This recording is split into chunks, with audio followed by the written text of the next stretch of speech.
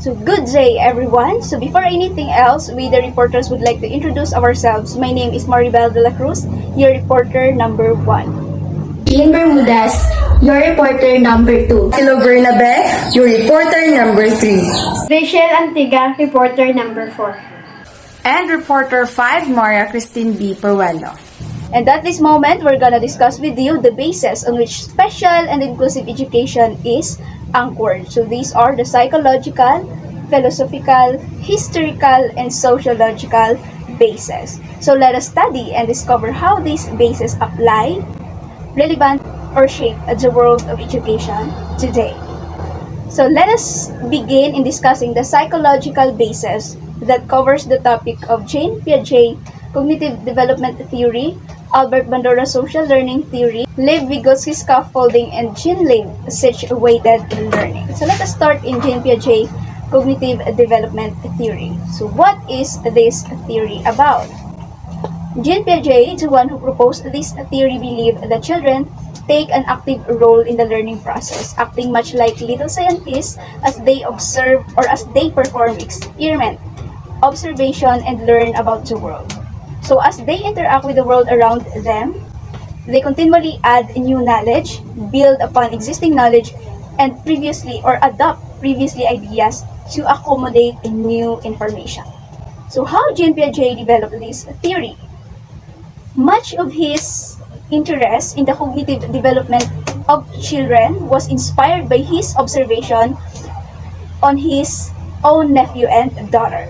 This observation reinforced his budding hypothesis that children's minds were not merely smaller versions of adult mind. And he concluded that children were not less intelligent than adults, but instead they simply think differently. And with that observation, he developed a stage theory of intellectual development that included 4 distinct stages.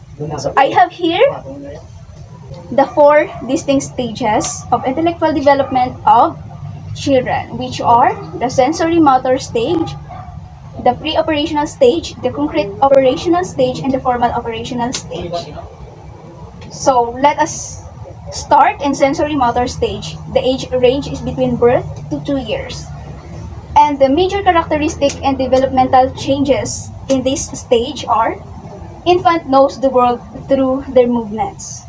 Children learn about the world through basic actions such as grasping, sucking, listening. Another, infants learn that things continue to exist even though they cannot be seen, or what we call object permanence.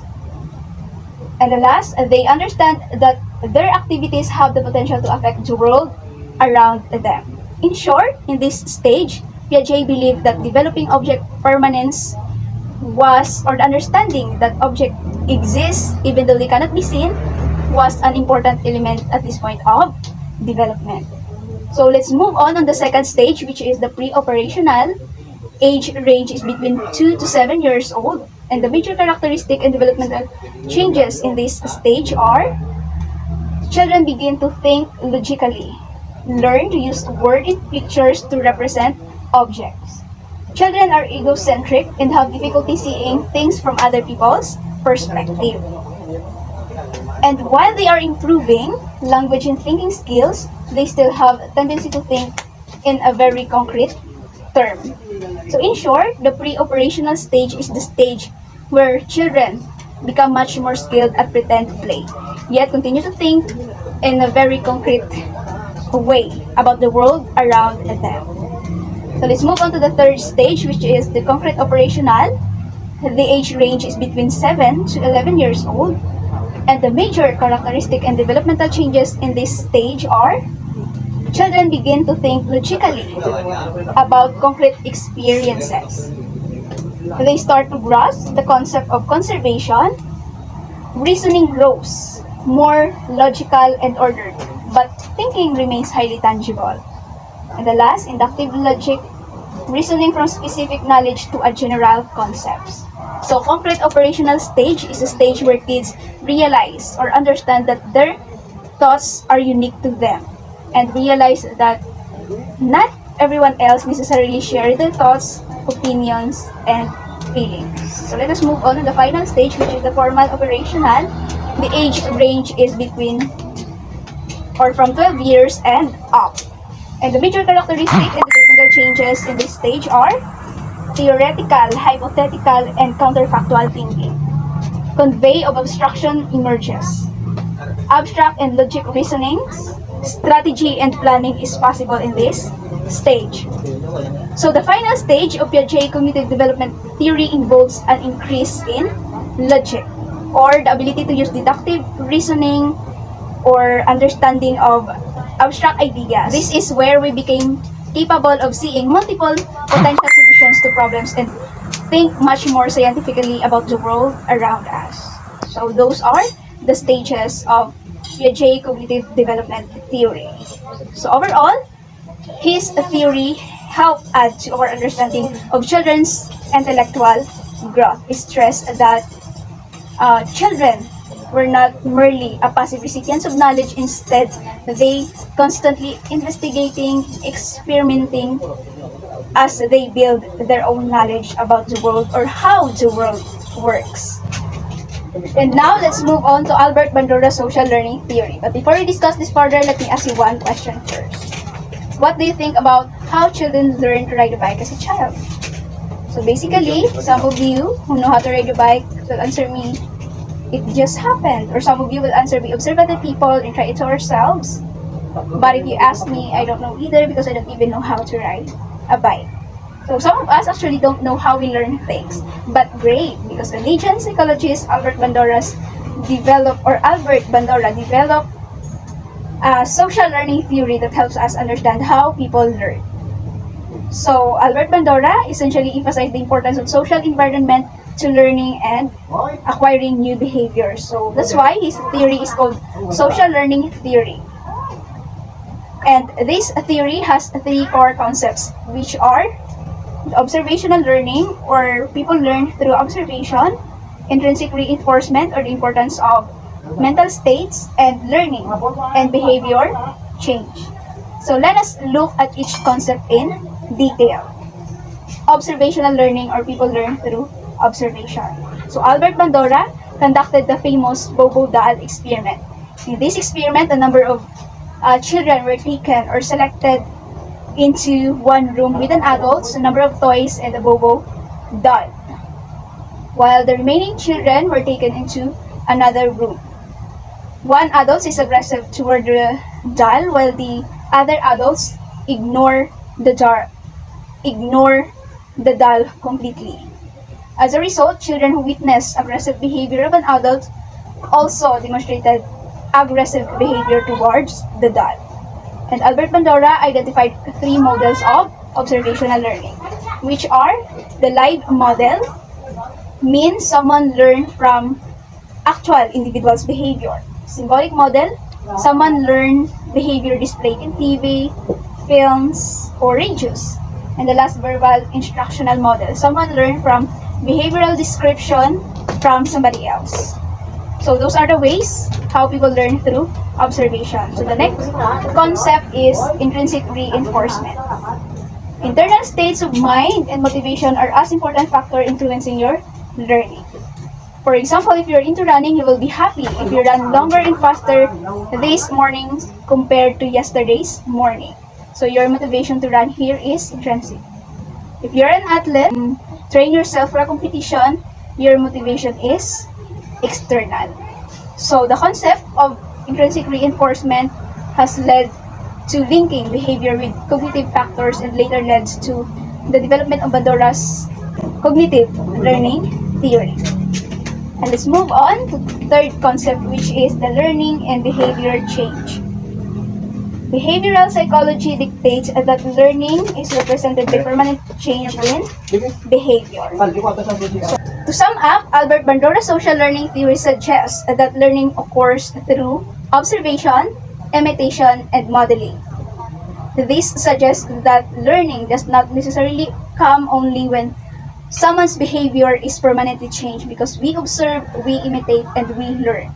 We all know that we all know that we observe a lot of things around us, but we don't actually learn everything that we observe.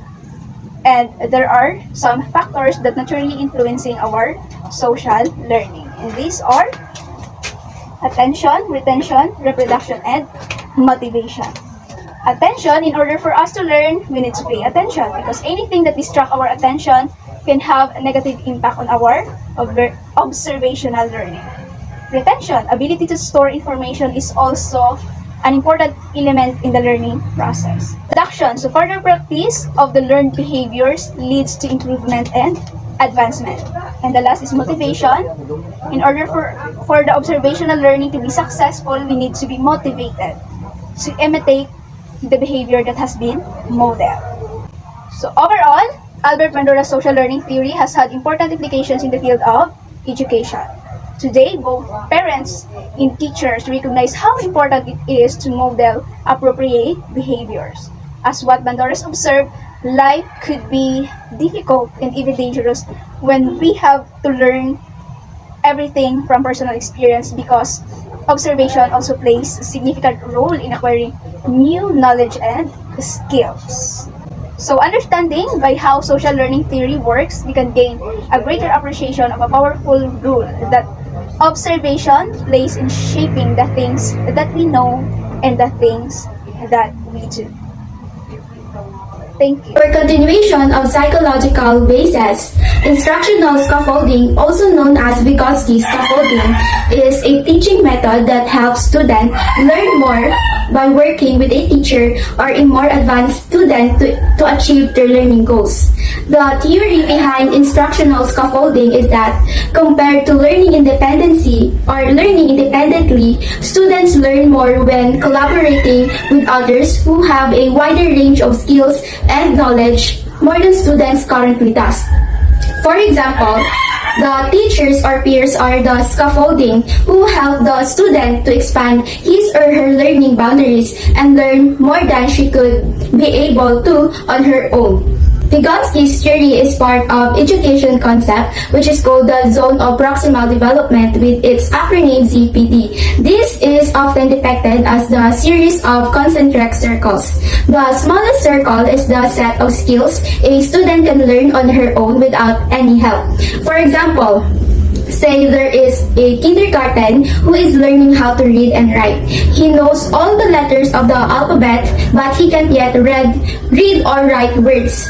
It would have taken him much longer to learn the skills on his own. But with the teacher's help, he can learn how to read and write short words like to, boy, and cat because this skill is within ZPD. Over the past several decades, numerous studies have been conducted to study the effectiveness of using ZPD and scaffolding as teaching methods. Overall, research has shown that these methods can often help students learn more than they would compared to traditional teaching methods. But the instructors are required to have a good grasp of students' ZPD or zone of proximal development so they can adapt the teaching methods to them. Another theory under the philosophical basis is Jean Lave's situated learning. This is based on the assumption that knowledge should be presented in authentic context that involves its application. According to Lave, it occurs only if learners is put into an authentic real-world situation or context and into interaction with other people and cannot be separated from other human activities. In this context, some educators also speak of situated learning. All this is the changing in response to the situation around us. Once a situation changes, then our thinking changes too. An example of situation is a girl is sitting alone in the food chain and she orders a fried chicken, 2 pizzas, and a big glass of fruit juice. This situation pertains that once we add some context, we learn something new. Without context, our understanding is limited. We misinterpret information and draw false conclusions. In addition, context also matters when we learn languages. We learn new words in sentence, we give it context, and our brain link the new word to memorize and it with our experience. Then a new mental image is created which can be stored or be imagined. In schools, context is often absent. We learn about math in theory instead of applying it to the real world. Situated learning gives the chance to the students to engage with real-life problem-solving context.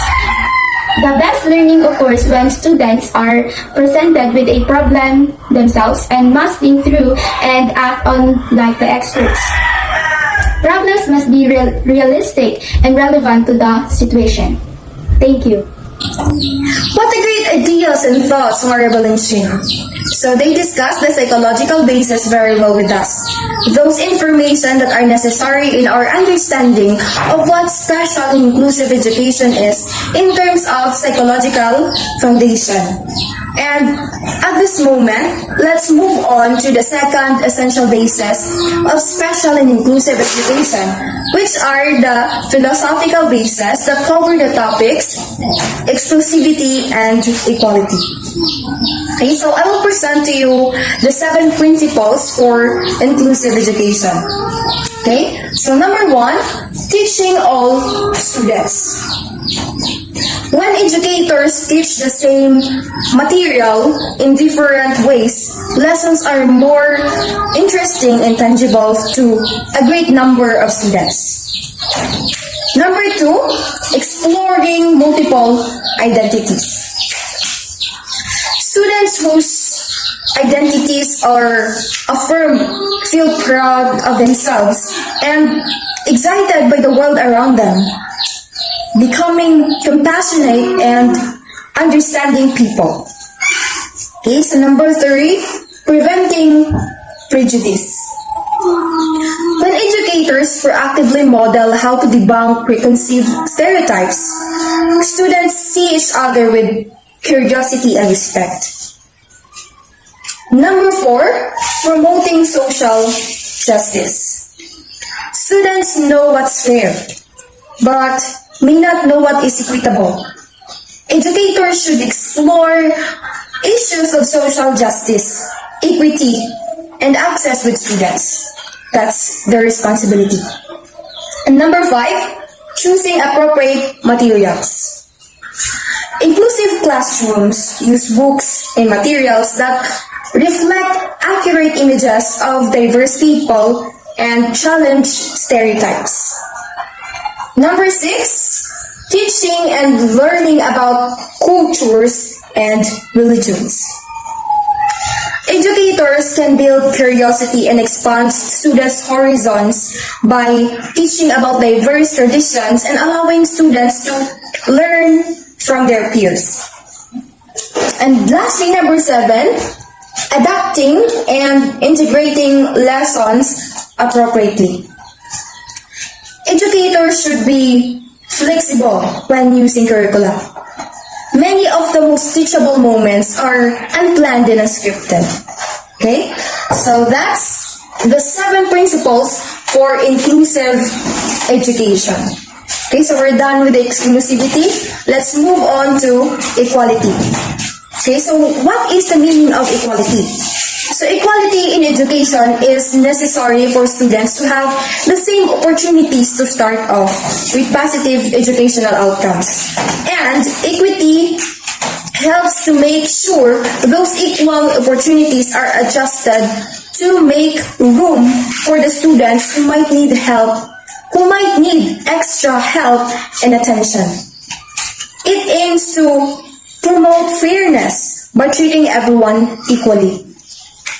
Every individual should get equal and suitable opportunities to cultivate his talent and receive education according to his needs and abilities and aptitudes. So that's the exclusivity and equality. So that's all. So, reporter Jackelou stresses the importance of inclusivity and equality in education. Now, Maria Christine and I will discuss to you sociological and historical basis of special and inclusive education that covers the topics Convention on the Rights of the Child, Unesco, EFA, and K-12. The Convention on the Rights of the Child is the part of the legally binding international instrument for the guarantee and the protection of the human rights. Adopted in 1989, the Convention's objective is to protect the rights of all children in the world. The Convention is the right legally binding international instruments of children's rights protection. That means that it establishes an obligatory force to the body of all the rights it stipulates.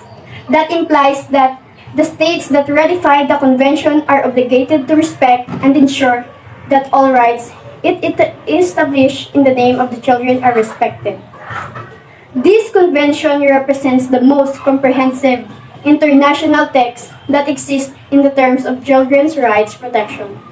Even though other international instruments such as the International Pacts, the ILO Convention, and the Internal Adoption Convention guarantee children's rights, the Convention is the only text to address all aspects of children's rights.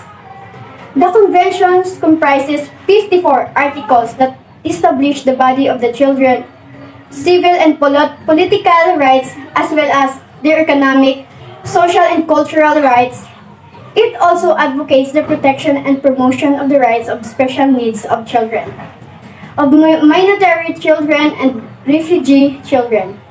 This convention establishes 4 principles that must govern the implementation of all the rights it advocates. 1. Non-discrimination. 2nd, best interest of the children. 3rd, right to life, survival, and development. And the last is respect for the views of the child. Okay, let's move on to Unesco, the other topic under sociological and historical basis. Ensuring that each individual has an equal opportunity for educational progress remains a challenge worldwide. Sustainable Development Goal for on Education and the Education to 2030 Framework for Action emphasize inclusion and equity as laying the foundation for quality education.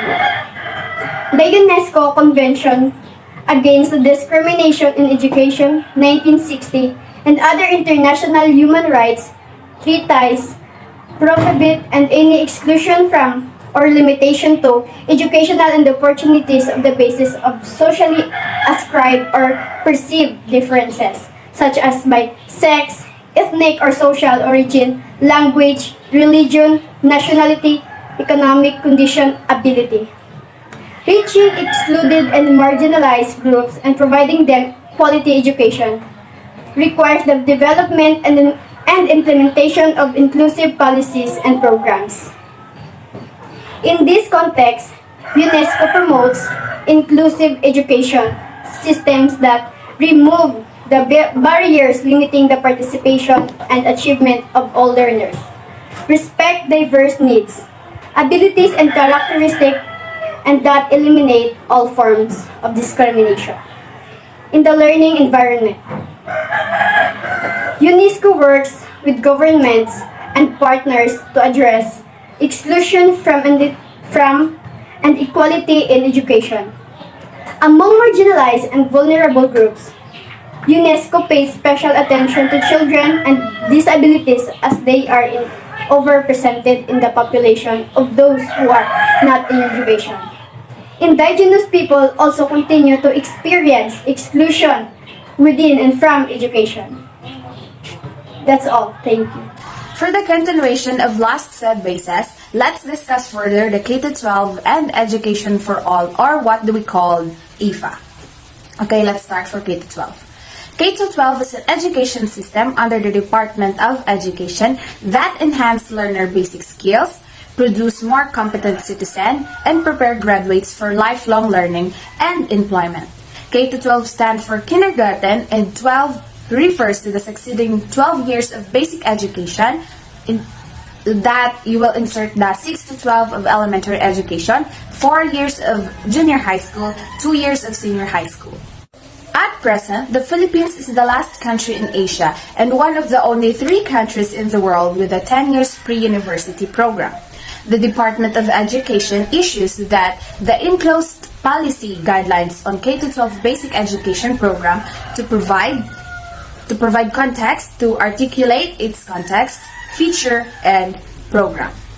The policy provides comprehensive explanation of the K-12 basic education program and its components across the key stages. It also provides a clear framework for the monitoring and evaluation of the program. This policy integrated many of the existing policy and the guidelines on K-12. It also provides a reference point for ongoing and or for future review of any of its components as may be directed by the Secretary. The K-12 program offers the decongested 12 years program that gives students sufficient time to master skills and absorb basic competencies. Students of the new system will graduate at the age of 18 years old and will be ready for employment, entrepreneurship, middle level of skills development, and higher education upon graduation. The K-12 program accelerates mutual recognition of Filipino graduates and professionals in their countries. In other countries, rather. Kindergarten is mandatory for 5 years old children and a prerequisite for admission to grade 1. The new curriculum gives students the chance to choose among 3 tracks and undergo immersion, which provides relevant exposure and actual experience in their chosen tracks. And now, let's proceed to the second topic, which is the IFA, or Education for All. Education is the basic building block of every society. It is the single best investment countries can make to build prosperous, healthy, and equitable society. In Article 26 of 1948, Universal Declaration of Human Rights states that everyone has the right to education. Today, however, 57 million children remain out of school. Education is not only a right, but a passport to human development that opens doors and expands opportunities and freedom. Ensuring inclusive, equitable, and quality education is the promotion of a lifelong learning opportunities for all. Recognizes several impediments for universal education and attempts to address them through targets to increase the number of scholarship to students in developing nations, and create educational facilities that are gender sensitive and disabilities inclusively. Sustainable and shared economic development increasingly depends on the capacity of government to implement policies targeted at marginalized groups and remove barriers to ongoing learning and entry into a labor market. Notwithstanding the significant achievement over the past decades, women and girls still have the least access to education and training, and specific policies are urgently needed to address these challenges. Those who leave school at an early age are vulnerable to unemployment, poverty, early marriage, and pregnancy. Some of the factors that fuel dropout rates include poverty, gender, disability, family catastrophes, war, and conflict, as well as a perceived low return on investment for education. Developing alternative learning opportunities that take into account these reasons for high dropout rates are necessary to provide young people appropriate opportunities to consolidate their basic knowledge and competences, and equip them with the relevant skills needed to obtain employment, become business owner, and entrepreneurs, or engage in other productive work. And that's all. Thank you.